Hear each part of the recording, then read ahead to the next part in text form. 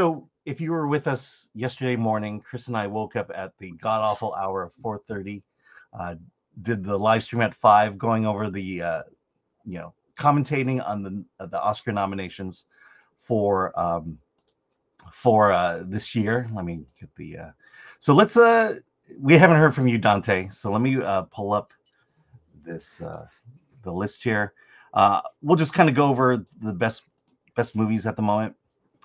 Best pictures: Nora, The Brutalists, A Complete Unknown, Conclave, Dune Part 2, Amelia Perez, I'm Still Here, Nickel Boys, The Substance, and Wicked.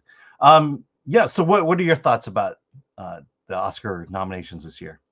So I've only seen Dune Part 2. I saw Conclave, and that might have been it. Let me see. You didn't see Wicked? And The Substance, right? So I saw those 3 movies. And I think, honestly, man, for last year, this is a pretty solid list as far as what should have been nominated. Like, I really don't have much of a problem. Even Amelia Perez, which I didn't care for, I guess I can see why it's there. I don't think it should win by any means, but because it's not the best of this list right here. But it's a pretty solid list, and you know what? It's kind of expected. I expected all of these movies to be on this list. Yeah, I mean, what's your general thoughts about this year or this past year, 2024? I think this past year was weak, man. I think it was a weak year for movies. I think this is sadly the best of the best that we got, and I don't say that to slight these movies, because The Substance was a good film.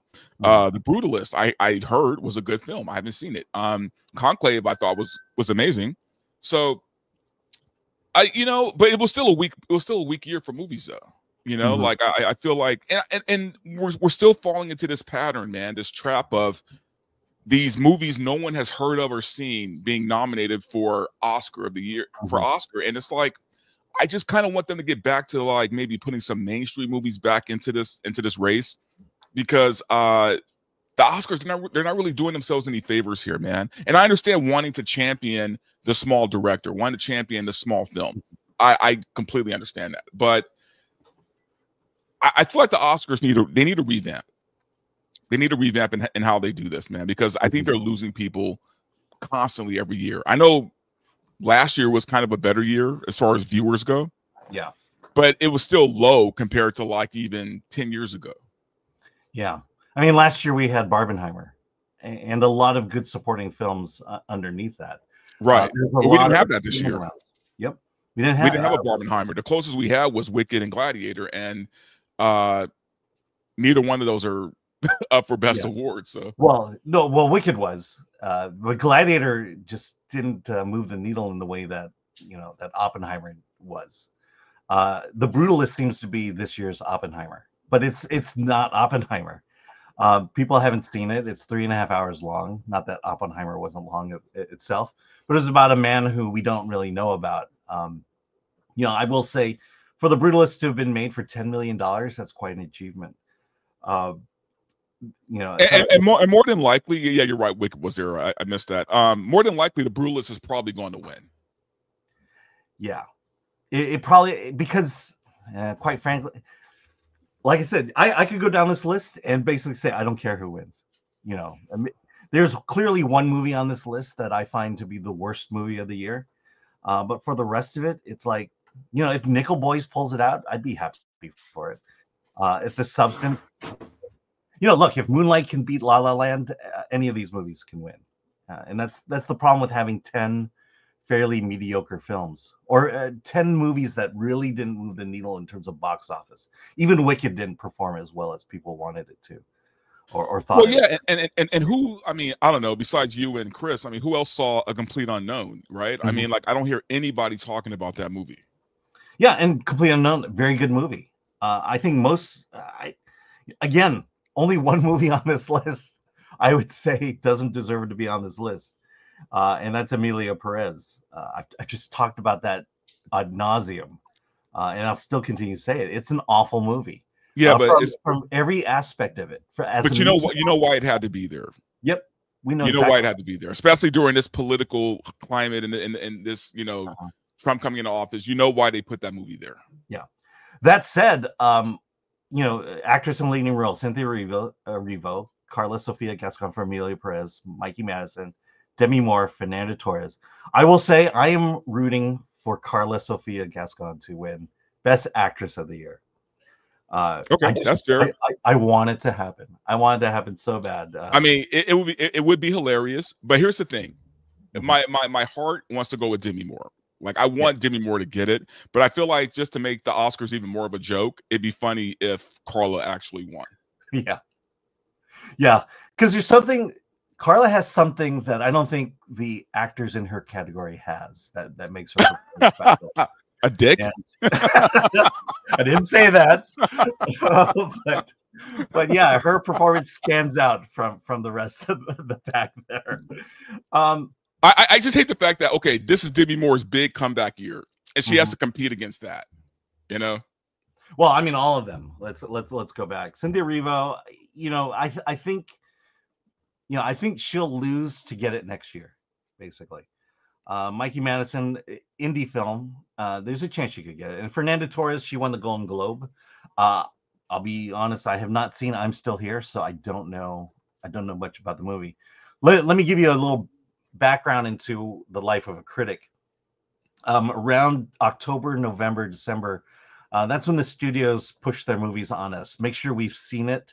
They'll invite us to screenings where the cast and crew, directors are there for Q&As and a chance to meet them. So yeah, there's definitely a campaign to push their movies. And I'll say that the movie that was pushed on us the most was Amelia Perez. Netflix went over the top. I've at least gotten three sets of packages for Amelia Perez. In fact, this came for me. Amelia Perez. Yeah, let me make that larger. Jesus. I know, look at that. I mean, what am I supposed to do with this? I mean, am I hang it up in the bathroom, man? Yeah. So again, maybe we'll raffle it off to a Film Threat member on YouTube. Whether you want it or not, we'll send it to you. Hey, hang it up in the bathroom. If anything, looking at it will get your bowels moving, right? So I mean, just yeah. I mean, that was the movie that was promoted to us the most. Can you guess what the second movie was? Wicked? No, it's actually I'm Still Here. The foreign film. Yeah, but other than that, it's just not been a great year. And Conclave, Brutalist, Anora. We've been talking about these movies all year, and it's not surprising that they're there. My biggest thing was that last year I had movies I could advocate for. Right. American Fiction was my favorite movie of the year, and I went out of my way to tell people you need to see American Fiction.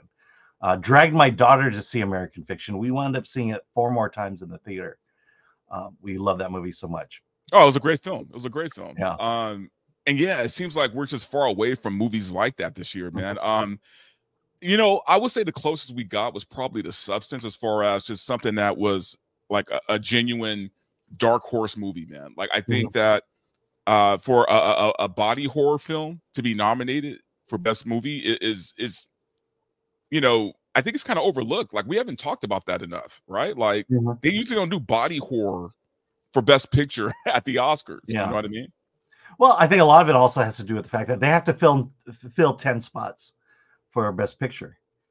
It deserved to be there. I mean, yeah, for sure. It wasn't just a filler. I think Demi Moore did enough to carry that movie, you know? Yeah, and I think Dune Part 2 is big enough spectacle, even though it didn't get nominated for much else. A Complete Unknown, again, no one saw it, but it has a great performance from Timothée Chalamet. It's a fairly good story about Bob Dylan. The music is incredible if you like folk music. Also, good year for him, man. He has 2 movies that are for best picture. So I mean, yeah, absolutely. And Nickel Boys. I don't think you saw Nickel Boys. No, I haven't seen that one. Yeah, that's kind of the moonlight of this year. In fact, I think it was directed by Barry Jenkins. Was it? Yeah.